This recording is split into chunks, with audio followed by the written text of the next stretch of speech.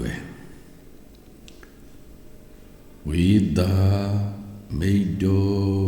ကိုဝိတာမိတ်တတရာအပိစတရာဒီမှာဝေကပင်ကိုဥဒိနမကြောင့်ဝေတာမိတ်တတရာအပိစတရာဒီဤဟူ၍အနဘေသောကြောင့်သာမီအနက်ကိုအလိုရှိရာကယတာဝါပရိကဟောတံသာမီဟူသောတုတ်ဖြင့်သာမီအမိမဲ့သာမီသမိန်သတ္တိဟူသောတုတ်ဖြင့်သာမီအနက်၌သတ္တိဝိပါဧကဝသာတေသာကမောတေဟူသောတုတ်ဖြင့်သာဝိပါကြောင့်သာယခရလာနယေပရံယုတ်တိဟူသောတုတ်ဖြင့်ရှေးဥစွာသောအောက်၌အစင်မပြတ်တည်သောတရာကင်းသောတာပြီကိုတာဤမိယာနောက်အတရတုကဒီဟူ၍နဘေသောကြောင့်လိန်နက်ကိုအလိုရှိရာကပရာတမိညာပယောဂီဟူသောတုတ်ဖြင့်လိန်အမိမဲ့လိင်္ဂထေပထမဟူသောတုတ်ဖြင့်လိန်အနက်ကိုဟောကာမြဒီသောတရာ၌ပထမဝိပါဧကဝတိတေဟူသောတုတ်ဖြင့်အပိစဟူသောအာကာရန္တဖြစ်သောနဘုံလိန်နောင်မှနှောင်းသောတိဝိပါကိုအံပြုဘုဗ္ဗမတောထိတာမာတရံတရိနာဝိယောဇယေဟူသောတုတ်ဖြင့်အတရမရှေစပြီကိုခွင်စာအစိတ်အားကျွင်းစီခွင်အပြီးသောတရာကင်းသောစပြီကိုရှေးဥစွာသောအောက်၌အစင်မပြဲထားတရာလောဘောမာတိတာပစ္စယဒိမိတရာလောပိတုပဂတိဟူသောတုတ်ဖြင့်အာဒီတဖြစ်သောအတရာကြောင့်ရှေးအတရာကိုရှေးအတရာကြည်ပြီးသည်ရှိသောနောက်အတရာကိုအာဟုပဂတိယုပြုနယေပရံယုတ်တိဟူသောတုတ်ဖြင့်ရှေးဥစွာသောအောက်၌အစင်မပြတ်တည်သောတရာကင်းသောစပြီကိုနောက်အတရာတို့ကဝေဒမိတ်တတာအပိစံဟူသောတရိဝကြယုတ်ကပြီး၏ဝေဒမိတ်တတာဝေဒမိတ်တဤအပိစံသာဒီဣတိအထေဤသို့သောအနက်၌ဓာတုလိင်္ဂေဟိပရာပစ္စယဟူသောတုတ်ဖြင့်ပစ္စည်းဝိပတ်တို့သည်ဓာတ်လိင်တို့မှနောက်၌သက်ကုန်ဤဟုပရိဘာသာလာသောကြောင့်ဝါနာပစ္စည်းဟူသောတုတ်ဖြင့်ထိုသူဤသာဟူသောဤအနက်၌နပစ္စည်းသည်ပရာသမိညာပယောဂီဟူသောတုတ်ဖြင့်နပစ္စည်းကိုအပိစတတိအမိမဲ့ဗုဒ္ဓဌာနာမပယောကိုတပါသောတရာတိဟောအပ်ပြီးသောအ내ရှိကုန်သောတရာတို့ကိုမချင်းစေရဟုပရိဘာသာလာသောကြောင့်ဒီတံဝိပတ္တိယောလောပါစာဟူသောတုတ်၌ဒီတံတရာဖြင့်တတိဤသာဝိပါတိဝိပါသအာဂုံအပိစဗုဒ္ဓကိုခြေပဂတိသာတာတရံတတဟူသောတုတ်ဖြင့်ဝိပတ်တို့ကိုခြေအပြီးကုန်သောတရအဆုံးရှိသောဝေဒမိတ်တဟုသောလိင်ပုဂ္ဂိုလ်ဝေဒမိတ်တဟုပဂတိယောပြုဒီတံနောလောပံဟူသောတုတ်ဖြင့်တရိဏပစ္စည်းဤနအခရာအနုပံကိုခြေပစ္စည်းအစိမ်းအားကျွင်းစေဘုဗ္ဗမတောထိတာမာတရံတရိနာဝိယောဇယေဟူသောတုတ်ဖြင့်အတရမှာရှိတပြီကိုခွင်တာအစိတ်အားကျွင်းစေခွင်အပြီးသောတရာကင်းသောတပြီကိုရှေးဥစွာသောအောက်၌အစင်မပြဲထားတရာလောဘောမာဒီတာပစ္စယဒိမိတရာလောပိတုပဂတိဟူသောတုတ်ဖြင့်ပစ္စည်းဖြစ်သောအတ္တရကြောင့်ရှေးအတ္တရကိုခြေ ရှိအတ္တရာကျေပြီးသည်ရှိသောနောက်အတ္တရာကိုအဟုပဂတိယောပြုနယေပရံယုတ်တေဟုသောတုတ်ဖြင့်ရှေးဥစွာသောအောက်၌အစင်မပြတ်တည်သောတရာကင်းသောတပြီကိုနောက်အတ္တရာသို့ကာဒတိတာသမတာကိတကနာမံဝါတဝေတုနာဒီတုစာဟုသောတုတ်ဖြင့်ဝေဒမိတ္တဟုသောတရိပ်ပစ္စည်းအဆုံးရှိသောတရာကိုနံကိုကဲ့သို့ငယ်ဒီဟု၍နဘေသောကြောင့်လိန်နက်ကိုလူရှိယာကပရာသမင်ညာပယောဂီဟုသောတုတ်ဖြင့်လိန်အမိမဲ့လိန်ကထေပထမဟုသောတုတ်ဖြင့်လိန်အနက်ကိုဟောကားများဒီသောတရာ၌ပထမဝိပါဧကဝတိတေသောဟုသောတုတ်ဖြင့်ဝေဒမိတ္တဟုသောအကာရန္တတရာနောင်မှနောင်သောဒီဝိပါကိုဩအခရာပြုပုဗ္ဗမတောထိတာမာတရံတရိနာဝိယောဇယေဟုသောတုတ်ဖြင့်အတရာမှာရှိတပြီကိုခွင်တာအစိတ်အားကျွင်းစေခွင်အပြီးသောတရာကင်းသောတပြီကိုရှေးဥစွာသောအောက်၌အစင်မပြတ်ထားတရာလောဘောမာတိတာပစ္စယဒိမိတရာလောပိတုပဂတိဟုသောတုတ်ဖြင့်အာဒီတဖြစ်သောဩဒရာကြောင့်ရှိအတ္တရာကိုခြေရှိအတ္တရာခြေပြီးသည်ရှိသောနောက်ဩဒရာကိုဩဟုပဂတိယောပြု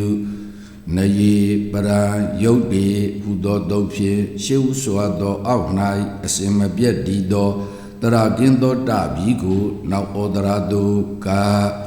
ဝေဒမိတ်တောခာပြီးဤဝေဒမိတ်ဒီကိုဝေဒမိတ်တတရာအပိစတရာဒီဤဟု၍နပေသောကြောင့်သာမီအနက်ကိုအလိုရှိယာကယတာဝါပရိကဟောတံသာမီဟုသောတုတ်ဖြင့်သာမီအမိမဲ့သာမီသမိန်သတ္တိဟုသောတုတ်ဖြင့်သာမီအနက်၌သတ္တိဝိပါဧကဝသာတေသာကမောတေဟုသောတုတ်ဖြင့်သာဝိပါကြောင့်သာယခရာလာနယေပရံယုတ်တေဟုသောတုတ်ဖြင့်ရှေးဥစွာသောအောက်၌အစင်မပြတ်တည်သောတရာကင်းသောတပြီကိုတာဤမိယာနောက်အတရတုကဒီဟု၍နဘေသောကြောင့်လိန်အနက်ကိုအလိုရှိယာကပရာသမင်ညာပယောဂီဟုသောတုတ်ဖြင့်လိန်အမိမဲ့လိန်ကထေပထမဟုသောတုတ်ဖြင့်လိန်အနက်ကိုဟောကားများဒီသောတရာ၌ပထမဝိပါဧကဝတိတေတေဟုသောတုတ်ဖြင့်အပိစဟုသောအကာရန္တဖြစ်သောနဘုံလိန်နောင်မှနှောင်းသောဒီဝိပါကိုအံပြုပုဗ္ဗမတောထိတာမာတရံတရိနာဝိယောဇယေဟုသောတုတ်ဖြင့်အတရာမှာရှိစပြီကိုခွင်စာအစိတ်အားကျွင်းစေခွင်အပြီးသောတရာကင်းသောစပြီကိုရှေးဥစွာသောအောက်၌အစင်မပြတ်ထားတရာလောဘောမာတိတာပစ္စယဒိမိတရာလောပိတုပဂတိဟုသောတုတ်ဖြင့်အာဒီတဖြစ်သောအတရာကြောင့်ရှေးအတရာကိုခြေရှိအတ္တရာကျေပြီးသည်ရှိသောနောက်အတ္တရာကိုအဟုပဂတိယောပြုနယေပရံယုတ်တေဟုသောတုတ်ဖြင့်ရှေးဥစွာသောအောက်၌အစင်မပြတ်တည်သောတရာကင်းသောစပြီကိုနောက်အတ္တရာသို့ကာဝေဒမိတ်တတာအပိစံဟုသောတတိဝကြယုတ်ကပြီးဤ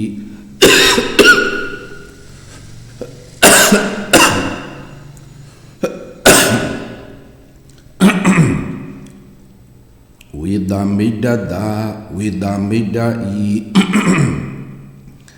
အပိစံသမိတိဣတိအတ္တိဤသို့သောအနက်၌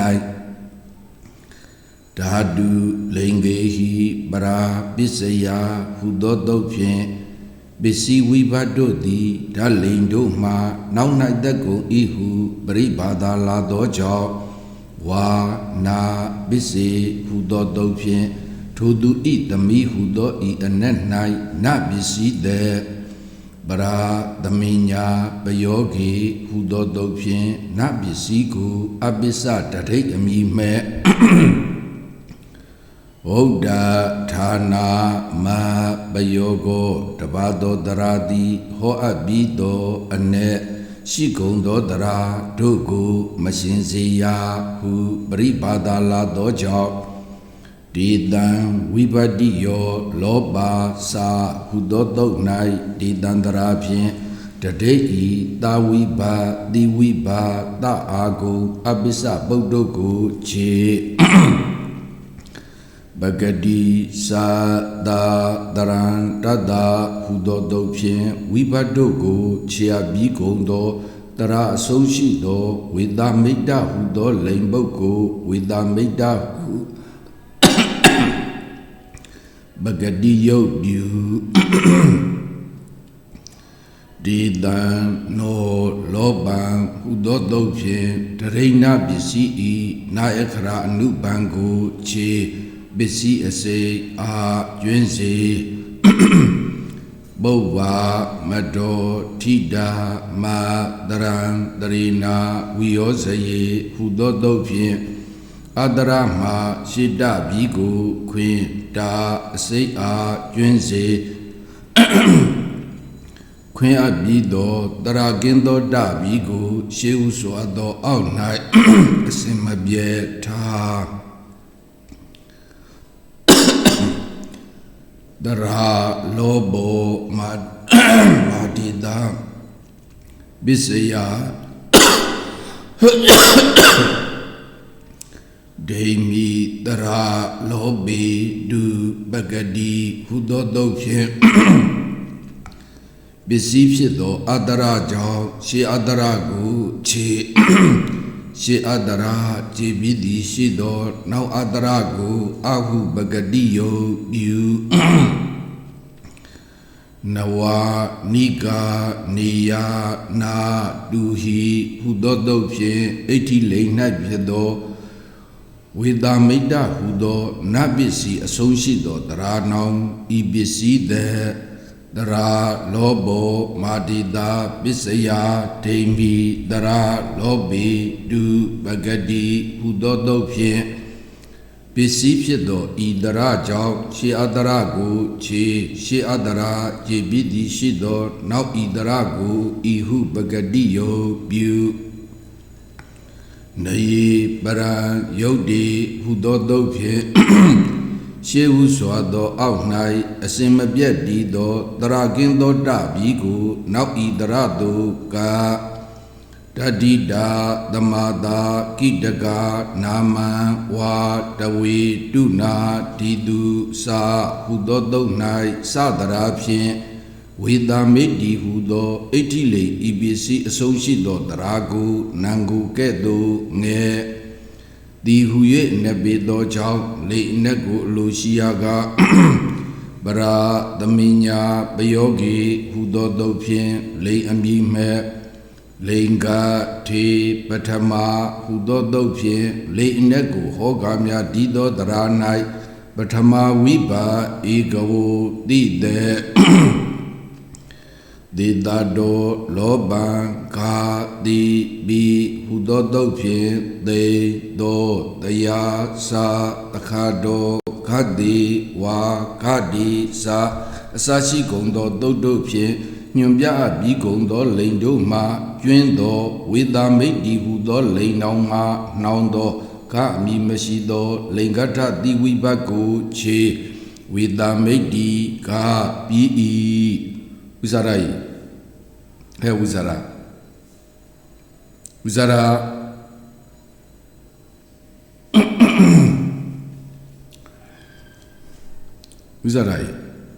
ဟာယူဒတိတီကရကြမှာကွာငါတို့အဲ့ဟောပေါ်မှာပဲအေး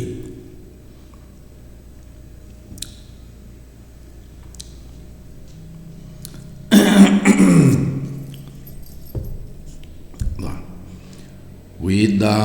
မိတ်တံကိုဝေဒမိတ်တတရာအပိစ္ဆတရာတိ ဤဟု၍အ내ပေသောကြောင့်သာမီအ내ကိုအလိုရှိရာကယတ္တဝါပရိကဟောတံသာမီဟုသောတုတ်ဖြင့်သာမီအမည်မဲ့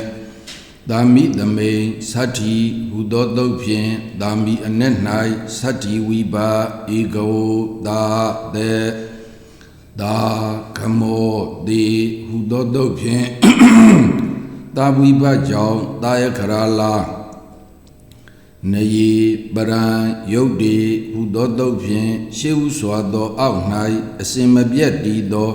တရကင်းသောတပြီကိုတာဤမိယာနောက်အတရတုကဒီဟု၍နေပေသောကြောင့်လိန်အ내ကိုအလိုရှိရာကပရာသမင်ညာပယောဂီဟုသောတုတ်ဖြင့်လိန်အမည်မဲ့လိင်္ဂထေပထမဟုသောတုတ်ဖြင့်လိန်အ내ကိုဟောကားများဒီသောတရာ၌ပထမဝိပါဧကဝတိတေဟုသောတုတ်ဖြင့်အပိစဟုသောအဂရန္တဖြစ်သောနဘုံလိန်နောင်မှနှောင်သောဒီဝိပါကိုအံပြုပုဗ္ဗမတောထိတာမတရံတရိနာဝိယောဇယေဟုသောတုတ်ဖြင့်အတရမရှစ်စပြီကိုခွင်စာအစိတ်အားကျွင်းစေခွင်အပ်ပြီးသောတရကင်းသောစပြီကိုရှေးဥစွာသောအောက်၌အစင်မပြဲထားဟတရာလောဘောမာတိတာပစ္စယ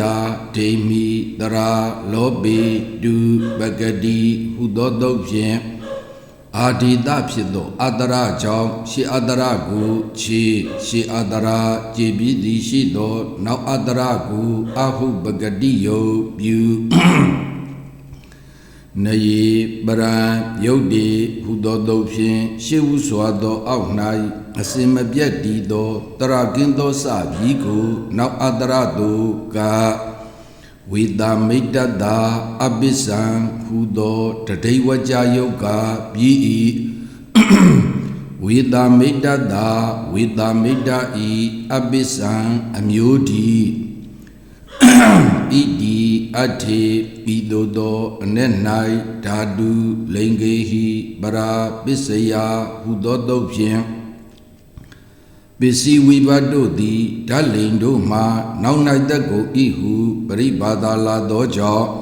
ဝဟာနာပစ္စေဟုသောတုတ်ဖြင့်ထိုသူဤအမျိုးဟုသောဤအ내၌နပစ္စည်းတဲ့ပရာသမင်ညာပယောဂီဟုသောတုတ်ဖြင့်နပစ္စည်းကိုအပိစတတိအမည်မဲ့ဒေတံဝိပတိယောလောပါစာဟုသောတုတ်၌ဒေတံတရာဖြင့်တတိဤတာဝိပါတိဝိပါတအာဂုံအပိစပုဒ္ဓကိုခြေပဂတိသာတာတရံတတ္တဟုသောတုတ်ဖြင့်ဝိဘတ်တို့ကိုခြေအပြီးကုန်သောတရအဆုံးရှိသောဝေတာမိတ္တဟုသောလိန်ပုဂ္ဂိုလ်ဝေတာမိတ္တဟုပဂတိယောပြုဒေတံနောလောပံဟုသောတုတ်ဖြင့်တထိဏပစ္စည်းဤနာအခရာအနုဘံကိုခြေပစ္စည်းအစေအာကျွင်းစေပုဗ္ဗမတောထိတာမတရံတရိနာဝိယောဇယေဟုသောတုတ်ဖြင့်အတရမရှိတပြီကိုခွင်တာအစိတ်အားကျွင်းစေခွင်အပ်ပြီးသောတရကင်းသောတပြီကိုရှေးဥစွာသောအောက်၌အစင်မပြဲထားတရာလောဘောမာတိတာပစ္စယဒိမိတရာလောပေတုပဂတိဟုသောတုတ်ဖြင့်ပစ္စည်းဖြစ်သောအတရကြောင့်ရှေးအတရကိုခြေရှေးအတရကြည်ပြီးသည်ရှိသောနောက်အတရကိုအဟုပဂတိယုပြုနေယပရံယုတ်တိဟုသောတုတ်ဖြင့်ရှေးဥစွာသောအောက်၌အစင်မပြတ်တည်သောတရကင်းသောတပြီကိုနောက်အတရတုကတတိတာသမာတာကိတကနာမဝါတဝေတုနာဒီတုသာဟုသောတုတ်ဖြင့်ဝေတာမိတ္တဟုသောဒရိပစ္စည်းအဆုံးရှိသောတရာကိုနံကူကဲ့သို့ငဲ တီဟူ၍နပေသောကြောင့်လိန်အနက်ကိုအလိုရှိရကပရာသမင်ညာပယောဂေဟူသောတုတ်ဖြင့်လိန်အမည်မဲ့လိင်္ဂထေပထမဟူသောတုတ်ဖြင့်လိန်အနက်ကိုဟောကားများဒီသောတရာ၌ပထမဝိပါဧကဝတိတေဟူသောတုတ်ဖြင့်ဝေသမိတ်တဟူသောအကာရန္တဖြစ်သောနဘုံလိန်နောင်မှနှောင်းသောတိဝိဘကိုအံပြုဘုဗ္ဗမတောထိတာမာတရံတရိနာဝိယောဇယေဟူသောတုတ်ဖြင့်အတရမရှစ်တပြီကိုခွင်တာအစိတ်အားကျွင်းစေခွင်အပြီးသောတရာကင်းသောတပြီကိုရှေးဥစွာသောအောက်၌အစင်မပြဲထားတရာလောဘောမာတိတာပစ္စယဒိမိတရာလောဘိတုပဂတိဟူသောတုတ်ဖြင့်အာဒီတဖြစ်သောအတရာကြောင့်ရှေးအတရာကိုခြေရှေးအတရာကျေပြီးသည်ရှိသောနောက်အတရာကိုအဟုပဂတိယုပြုနယေပရံယုတ်တိဟူသောတုတ်ဖြင့်ရှေးဥစွာသောအောက်၌အစင်မပြတ်တည်သောတရာကင်းသောတပြီကိုနောက်အတရာသို့ကဝေသမိတ်တံဂါပြီး၏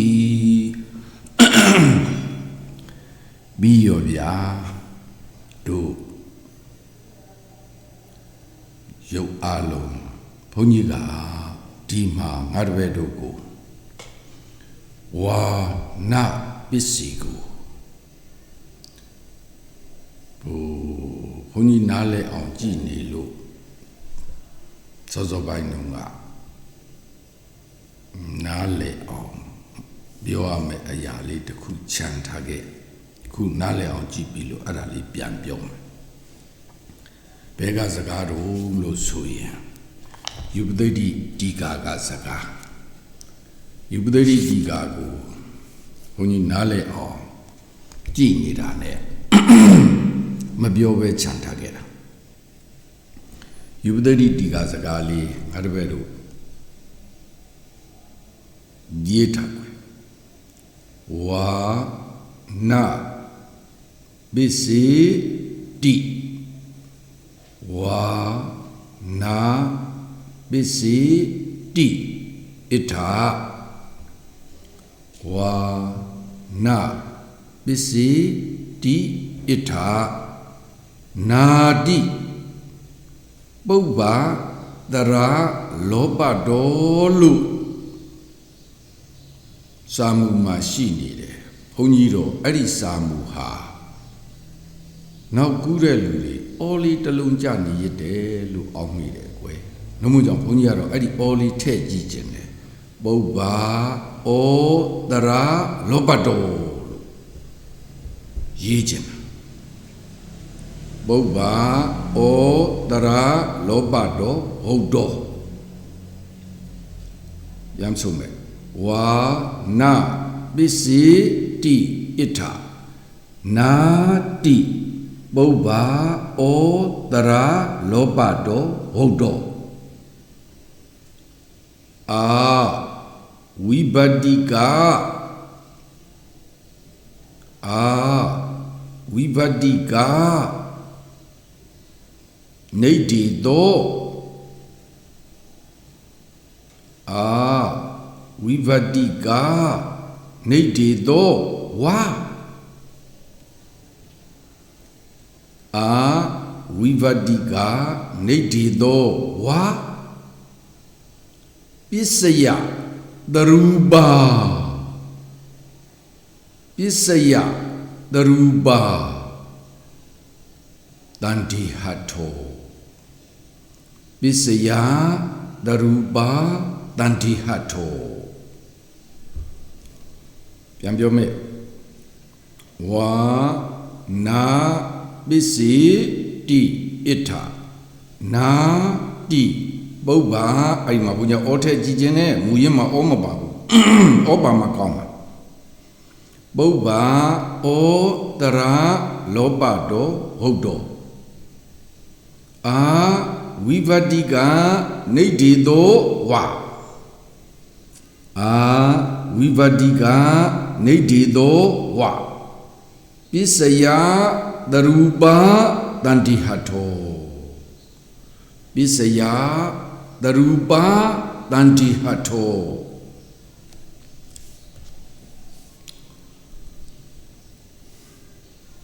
ဝါနာပစ္စေတိဣထနာတိပုဗ္ဗာဩတရလောဘတောဟုတ်တော်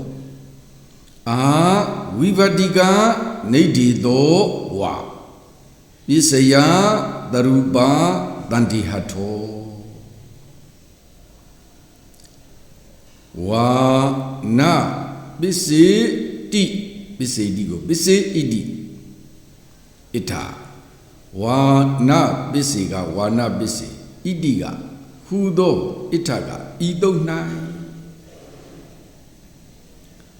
ဝါနာပစ္စေတိဣထဝါနာပစ္စေဟူသောဤတုံ၌နာတိကိုနာဣတိလို့ပို့ပြနာကနာဣတိကဟူ၍ပဲနာတိနာဟူ၍ပုဗ္ဗာဩတရာလောဘတောရှေဩတရာဤကြည်ခြင်းအဖြစ်တောပစ္စည်းကိုတတိယဝိပယကရိယာဝိသေသနာအနမတမရှေဩတရာဤကြည်ခြင်းအဖြစ်ဟုတ်တော်ဆိုအပ်၏ဝါနာပစ္စေတိဣထဝါနာပစ္စေဟူသောဣတိဤသုံး၌ဣထဝါနာပစ္စေတိဣထဝါနာပစ္စေဟူသောဤသုံး၌နာတိနာဣတိပဲနာကနာဣတိကဟူ၍နာတိနာဟူ၍ပုဗ္ဗာဩတရာလောဘတောရှေဩတရာဤကြည်ခြင်းအဖြစ်ရှေဩတရာဤကြည်ခြင်းအဖြစ်ဟုတ်တော်ဆိုအပ်၏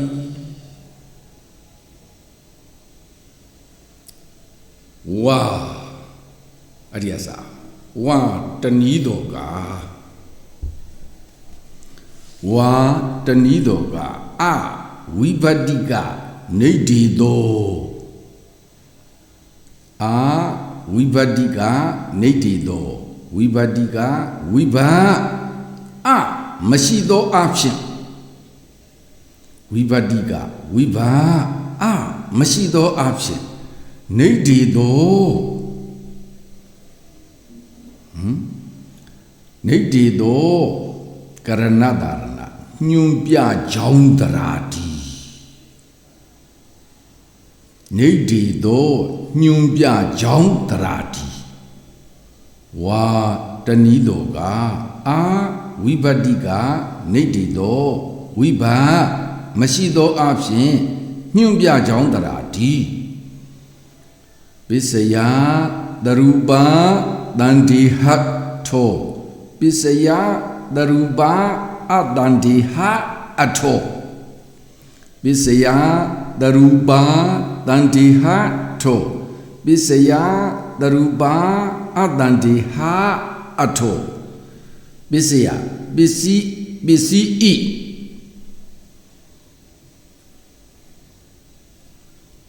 တရူပတယုတ်ဤအတန္တိဟမယုံမှားခြင်းမယုံမှားရခြင်းပစ္စည်းဤတယုတ်ဤမယုံမှားရခြင်းအထအကျိုးထဲဘုဗ္ဗီမို့လို့ရှိဩအစௌဒဧကုမို့လို့ဤပစ္စည်းဤတယုတ်ဤမယုံမှားရခြင်းအကျိုးရှိဤပစ္စယတရူပတန္တိဟထောပစ္စည်းဤ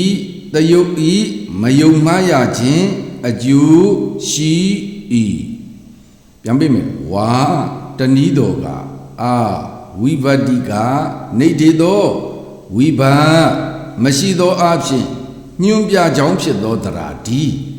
ပစ္စယတရူပတန်ဒီဟထောပစ္စည်းဤတယုတ်ဤမယုံမှားရခြင်းအကျိုးရှိဤလို့ပေးကွယ်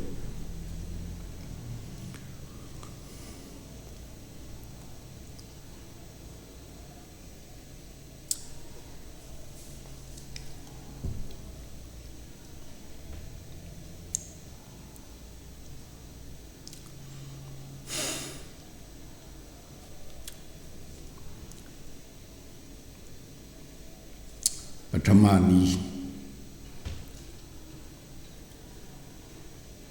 ဝါနပစ္စေမှာနာကဩဒရာကိုအပစ္စေကအတ္တရာကြောင့်နာကရှိဩဒရာကိုခြေထားတယ်လို့ပြောသဖြင့်ဝါနပစ္စေကိုဝါနောအပစ္စေလို့ပုတ်ဖြတ်စေချင်တယ်ရှင်ကြီးကဝါနပစ္စေကိုဝါနောအပစ္စေလို့ပုတ်ဖြတ်စေချင်တယ်အပစ္စေကနောက်အတ္တရာကြောင့်နာကရှေ့ဩဒရာကိုခြေထားတယ်အဲ့ဒီလိုဆိုရင်နာကနောဆိုတော့အဝိပတ္တိကနေတိတာနီလာသဝိပတ္တိကနေတိတာနီလာဆိုတော့သဝိပတ္တိကနေတိတာနီဖြစ်သွားတာပေါ့ကွယ်နောမှာဩကတိဝယကာရိယကိုညမှုကြောင့်ရှေ့နီးကရှေ့ဩဒရာကိုခြေသောအဖြစ်ဆိုထားတယ်လို့ပြောသဖြင့်ဘာနီးတော့သဝိပတ္တိကနေတိတာနီဝိဘရှိသောအဖြစ်ညွန်ပြကြောင်းတရာနောဖြစ်လို့နော်အဲ့ဒါကိုဝါနာပစ္စေဟူသောဤသို့၌နာဟူ၍ရှေ့ဩဒရာကိုခြေသောအဖြစ်ဆိုအပ်၏တနည်းနာသည်အဝိပတ္တိကနေတိတော်တဲ့ဝိဘာမရှိသောအဖြစ်ညွှန်ပြကြောင်းတရာဆိုတော့ဒီနည်းအလိုဆိုရင်ဝါနပစ္စေကိုဝါနအပစ္စေလို့ပုတ်ဖြတ်စေချင်ဒီနည်းအလိုဆိုရင်ဒီအဝိပတ္တိကနေတိတာနည်းအလိုဆိုရင်နောက်ကအပစ္စေကအတ္တရာကြောင့်နာကရှေ့အတ္တရာကိုခြေသောအဖြစ်ဆိုထားတဲ့နည်းဖြစ်ရမှာပေါ့ညမို့ကြောင့်အဝိပတ္တိကနေတိတာနီးဆိုရင်ရှေးအတ္တရာကိုခြေသောအဖြစ်ဆိုအပ်တယ်လို့ယူရမှာနာကညမို့ကြောင့်ရှေးကပုပ္ပတရလောဘတော်ဆိုရင်နှစ်ခုလုံးနဲ့ဆက်ဆံနေမှာဖြစ်တဲ့အတွက်တဝိပတ္တိကနေတိတာနီးကိုသာရွလိုချင်လို့ဘုန်းကြီးကတရရှိကဩပါရမယ်လို့ဆုံးဖြတ်ခဲ့တာတရရှိကဩပါမှာတာဝိပတ္တိကနေတိတာနီးကိုပြောတာဖြစ်ရပုပ္ပတရလောဘတော်ဆိုတာတာဝိပတ္တိကနေတိတာနီးပဲဖြစ်ဖြစ်အဝိပတ္တိကနေတိတာဖြစ်နီးပဲဖြစ်ဖြစ်ရှေးတရကိုခြေသောအဖြစ်ဆိုတာကြီးတယ်ပဲတာဝိပတ္တိကနေတိတာနီးမှာရှေးဩဒရာကိုခြေသောအဖြစ်ဆိုတယ်အဝိပတ္တိကနေတိတာနီးမှာရှေးအတ္တရာကိုခြေသောအဖြစ်ဆိုတယ်ဒါပဲကွာပါတယ်အဲ့ကြတော့ရှေ့ကတာဝိပတ္တိကနေတိတာနီးကိုညွှန်ပြရဖြစ်တဲ့အတွက်ဝိသေသဖြစ်အောင်တရရှိကဘုညာအိုးဆိုတဲ့စကလုံးလေးပါတင်တယ်စာမှုမှာဘုဗ္ဗဩတရလောဘတော်ဘုဒ္ဓလို့ဖြစ်တဲ့တယ်ဘုန်းကြီးဆုံးဖြတ်တာကအဲ့ဒါလို့ဆုံးဖြတ်တာနှုတ်မကြောင့်ယူပတိတီကစာမှုကိုဘုဗ္ဗဩတရလောဘတော်လို့ရှိစေချင်အဝိပတ္တိကနေတိတာနီးအလိုဆိုရင်သူကပုပ္ပအတ္တရလောဘတော်ဖြစ်ရမှာဟုတ်ကွအဲ့ကြတော့ကြည်တာကဩတရနဲ့အတ္တရတရပြောင်းကြည်သွားတာရှိတာပဲအဝိပတ္တိကနေတိတာနီးပဲဖြစ်ဖြစ်သဝိပတ္တိကနေတိတာနီးရပဲဖြစ်ဖြစ်ပုပ္ပတရလောဘတော်ကြီးတယ်လေ အဲ့ကြတော့ပုပ္ပတရလောဘတော်လို့ပြောရင်နှစ်နည်းလုံးနဲ့ဆက်ဆံနေတယ်ရှေ့ကဥစ္စာကတဝိပတ္တိကနေတိတာနီးကိုပြောတဲ့စကားဖြစ်ရမှာဆိုတော့တဝိပတ္တိကနေတိတာနီးတီးတန့်ပြောတာဖြစ်အောင်ဆိုရင်တရရှိကဩပါကိုပါရမှာစာရေးတဲ့လူမှားတာတော့မဖြစ်နိုင်ဘူးကွာနောက်ကစာကူးတဲ့လူကြနေတာဖြစ်လိမ့်မယ်ထင်တာပဲငါတော့စာရေးတဲ့ဆရာကြီးအရန်ကောင်းတာပဲနှုတ်ကကြောင့်ဘုန်းကြီးတော့ယူပသိတိတီကာစာမှုကိုပုပ္ပါတရလောဘတော်ကိုတရရှိကဩလေးထည့်စေခြင်းတယ်ပုပ္ပါဩတရလောဘတော်ဟုတ်တော်အဝိပတ္တိကနေတိတောဝါအဝိပတ္တိကနေတိတာဝိပမပါသောအဖြစ်ညွှန်ပြခြင်းသည်ဘာအကျိုးရှိသတုံးလို့ဆိုရင်ပစ္စယတရူပါတန္တိဟထောပစ္စည်းဤတယုတ်ဤမယုံမှားရခြင်းအကျိုးရှိ၏အဝိပတ္တိကနေတိတာနီးကြတော့ဝါနပစ္စည်းကိုဝါနာအပစ္စည်းလို့ပုတ်ဖြတ်မှာဝါနာအပစ္စည်းလို့ပုတ်ဖြတ်ရဲ့နာကိုအနက်ပေးတဲ့အခါနာပစ္စည်းဒီလို့ပဲပေးစရာရှိတယ်နောလို့ရှိရင်ဩကပစ္စည်းတဲ့ပါတဲ့ဩဆိုရင်တော့နောပစ္စည်းလည်းဖြစ်နိုင်တာပဲဝိတိဝယကာရိယာဩဆိုရင်တော့နာပစ္စည်းလည်းဖြစ်နိုင်တာပဲလို့တို့တဝိပတ္တိကနေတေတာနီးကပစ္စည်းတယုတ်ယုံမှားရတယ်တဲ့နောလို့ရှိရင်နာပစ္စည်းလို့လည်းဖြစ်နိုင်တယ်နောပစ္စည်းလို့လည်းဖြစ်နိုင်တယ်ဖြစ်နိုင်တဲ့အတွက်ကြောင့်ကြားလားအဲ့ဒီနောလို့တဝိပတ္တိကနေတိတာနီးနဲ့ညွန်ပြတဲ့နီးကပစ္စည်းရဲ့တယုတ်ကိုယုံမှားခြင်းအကျိုးယုံမှားခြင်းအပြစ်ဖြစ်တယ်ဗျာအဝိပတ္တိကနေတိတာနီးနဲ့ညွန်ပြတဲ့နီးကပစ္စည်းရဲ့တယုတ်ကိုမယုံမှားရခြင်းအကျိုးရှိတယ်နှမို့ကြောင့်အဝိပတ္တိကနေတိတာနီးလို့ပြောတဲ့နီးကပိုးကောင်းတဲ့အောင်မိတာပဲဘာဖြစ်လို့တုံးဆိုတော့အောက်တော့နာယနာနာနာဝုစာတိတော်မှာနာယနာနာနာလို့ပထမယောဂဝယကာရီအာမပါဘူးအဲ့ဒီမှာလဲအဝိပတ္တိကနေတိတာနီးတဲ့အောက်တော့မှာကိုအဝိပတ္တိကနေတိတာနီးအပြင်ညွန်ပြထားတာဖြစ်သောအပြင်ဒီတုတ်ကိုလည်းပဲအဝိပတ္တိကနေတိတာနီးကျန်တဲ့နီးကပိုးကောင်းွယ်ဘာလို့တုံးဆိုတော့နာယနာနာနာဝုစာတိတော်မှာလည်းပဲနာယနာနာနာလို့အဝိပတ္တိကနေတိတာနီးမြညွန်ပြထားတာကိုထောက်တော်အဖြစ်ဒီတုတ်လည်းပဲအဝိပတ္တိကနေတိတာနီးလို့ကျန်တဲ့နီးကပိုးကောင်းလိမ့်မယ်ကိစ္စဆရာရဲ့အလိုပိုးကြလိမ့်မယ်ထင်တယ်ဒါတော့ဒီကဝါနာပစ္စည်းဟူသောဤသို့၌နဟူ၍ရှေ့ဩဒရကိုခြေသောအဖြစ်ဆိုအပ်၏တို့မှမဟုတ်ရှေ့ဩဒရဤကြည်ခြင်းအဖြစ်အဲ့လိုလေးပို့ကောင်းပါတယ်ရှေ့ဩဒရဤကြည်ခြင်းအဖြစ်ဆိုအပ်၏တနည်းတော်ကဝိပန်မရှိသောအဖြစ်ညွန်ပြကြောင်းဖြစ်သောတရားတည်ဝိပန်မရှိသောအဖြစ်ညွန်ပြကြောင်းဖြစ်သောတရားဖြစ်လို့ဝါနပစ္စည်းဖြစ်အောင်ဆိုရင်ရှေးအတ္တရကိုခြေပြီးတော့ကတ်ထားဖြစ်ရမှာပေါ့ဒါကရှေးအတ္တရဤကြည်ခြင်းအဖြစ်ဆိုအပ်တဲ့နည်းဖြစ်သွားမှာပေါ့အဲ့ဒီအဝိပတ္တိကနေတိတာနီးနဲ့ဆိုတယ်လို့ပြောတဲ့ဥစ္စာကဘာအကျိုးရှိတုံးဆိုလို့ရင်ပစ္စည်းဤတယုတ်ဤမယုံမှားရခြင်းအကျိုးရှိ၏ပစ္စည်းဤတယုတ်ဤမယုံမှားရခြင်းအကျိုးရှိ၏ဟုတ်တယ်နာပစ္စည်းလေးလားနောပစ္စည်းလေးလားလို့ပစ္စည်းတယုတ်ယုံမှားเสียမလိုတော့ဘူးပေါ့နာပစ္စည်းဒီပဲဖြစ်ရတော့မှာကိုနှမို့ကြောင့်ရှေ့နီးအလိုဆိုရင်ဝါနပစ္စည်းကိုဝါနောအပစ္စည်းလို့ပုတ်ဖြတ်ပါနောက်နီးအလိုဆိုရင်ဝါနပစ္စည်းကိုဝါနာအပစ္စည်းလို့ပုတ်ဖြတ်ပါနောက်နီးကိုဘုန်းကြီးကပိုးပြီးတော့ကြိုက်တဲ့အတွက်ဘုန်းကြီးတော့ နောက်နီးအတိုင်းပဲဝါနာအပစ္စည်းလို့ပုတ်ဖြတ်ပြီးတော့အနက်ပေးခဲ့တယ်ဒါလေးကိုဘုန်းကြီးကငါတပည့်တို့တရားဉာဏ်အရာတရားဉာဏ်လေးတိုးတက်စေခြင်းလို့ဒါထည့်ပြောလိုက်တာ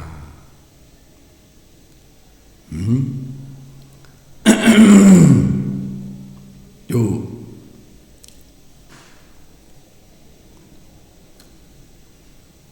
တရားဉာဏ်တိုးတက်စေခြင်းဒါရောတို့ယူပတိဒီကစာမူလေးကိုရှင်းနောက်ဆင်ခြင်သုံးသပ်ဆုံးဖြတ်တဲ့နီးလေးသိစေခြင်းဒါရောဒီနှမျိုးကြောင့်ဒီအတိတ်ပဲလေးကိုဘုန်းကြီးအဲ့ဒီတော့ကစောစောပိုင်းကကြည်ဟာပြောနေတာတော့ဟုတ်သေးပါဘူးအဲ့ဒီဩမပါတဲ့အတွက်ရှေ့ကပြောတဲ့နီးဟာအဥပဒိကနေဒေတာနီးကိုပြောပါတယ်လို့တော့ပြောမရဘူးနော်အဥပဒိကနေဒေတာနီးလဲပုပ္ပဒရလောဘတော်ဟုတ်တော့ပဲဥစ္စာဆိုပြီးတော့သူပြောတဲ့ဥစ္စာကိုအဓိပ္ပာယ်ရှိအောင်ဘယ်လိုကြံရမလဲလို့ယူပသိတိစာမှုကိုအဓိပ္ပာယ်ရှိအောင်ကြံနေလို့အဲ့ဒီဥစ္စာလေးဘုန်းကြီးစာစောစောပိုင်းကထဲ့မပြောနိုင်ခဲ့ဘူးလို့မကြောင့်အကြံပြန်ပြောတာပြန်ဒီကနယ်လေးပြန်ပေးမယ်ဝါနာပစ္စေတိဣထဝါနာပစ္စေဟုသောဤသုံး၌နာတိနာဟု၍ပုဗ္ဗာတရာမုဗ္ဗာဩတရာလောဘတော်ရှေဩတရာဤကြည်ခြင်းအဖြစ်အလိုပေးတာပဲကောင်းပါလေရှေဩတရာဤကြည်ခြင်းအဖြစ်ဟုတ်တော်ဆိုအပ်၏ဝါတဏီတော်ကအာဝိပတ္တိကနေတည်သောဝိဘာမရှိသောအဖြစ်ညွန်ပြကြောင်းဖြစ်သောတရာတိပစ္စယတရူပါတန်တိဟထောပစ္စည်းဤတယုတ်ဤမယုံမှားရခြင်းအကျိုးရှိ၏အကြတော့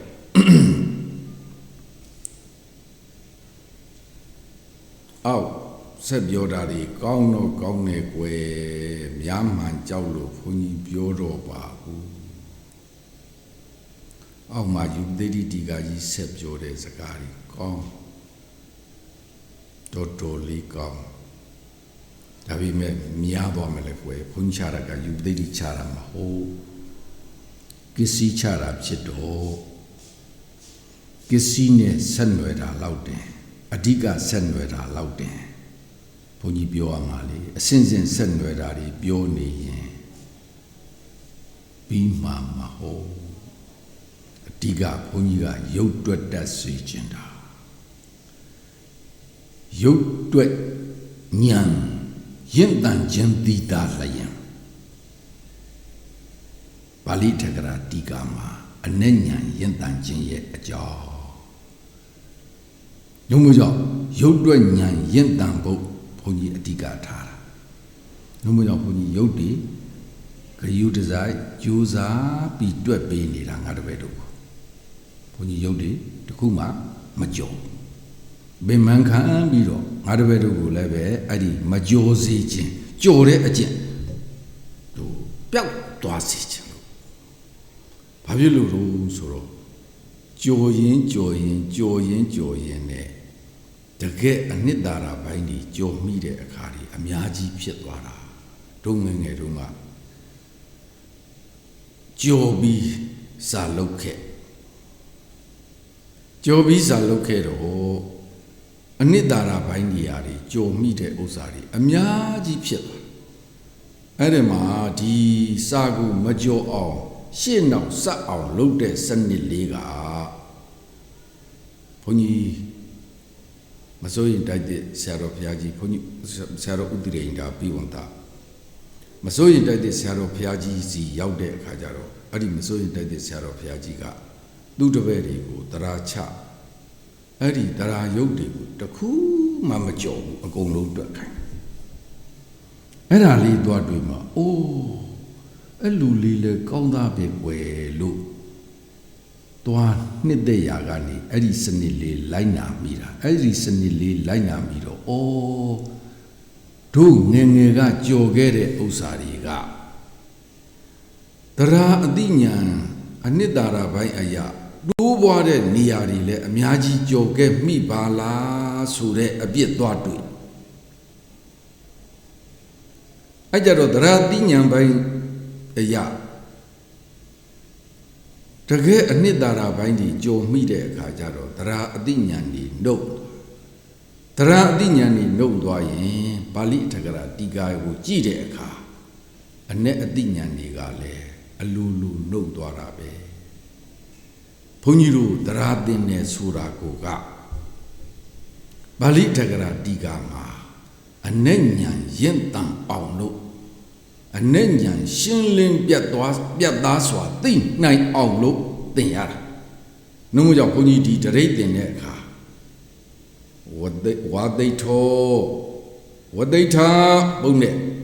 ဣတာတိပစ္စည်းနဲ့ဝိပဿနာဘုန်းကြီးရောပေးလိုက်တယ်ဝသိထောဝသိထာဘုန်းနဲ့ဣတာတိပစ္စည်းနဲ့ဘာဖြစ်လို့တော့ဆိုတော့ဒီမှာနတ်ပစ္စည်းကဝသိထာနောင်မှာကြေသွားတဲ့သတ္တိဧကုတဝိပရဲ့တာမိအနဲ့တံပံအနဲ့အပိစ္ဆပုတ်ရဲ့အ내ကိုအမွေခံဟောတာကိုနှုံးကြောင့်ပုတ်နဲ့ပစ္စည်းနဲ့ကွဲစေခြင်းလို့ဘုန်းကြီးတည်တည်ချာချာဂရုစိုက်ပြန်မှာပြန်လာဝါသိထောဝသိထာဣတာတိဝါသိထီဝသိထာဣသမိတိဝါသိထံဝသိထာဣအမျိုးတိအကြတော့တရားသင်ခြင်းကိုဘုန်းကြီးရည်ပန်းတယ်လို့ရည်မျှော်တယ်လို့ငါတပည့်တွေလည်းပဲကိုယ်စိတ်ရဲ့ရှေ့ရောက်ခြင်းစောအမြန်ပြီးခြင်းစောအဲ့ဒီဇောလေးကိုထိပြီးတော့ရုပ်တွေကိုမပြင်းမရစနစ်တကျတွက်စေခြင်းတယ်ကွယ်တို့ကစ္စည်းချမ်းထဲမှာကစ္စည်းပြရုပ်တွေတချို့သုတ်တွေမှာ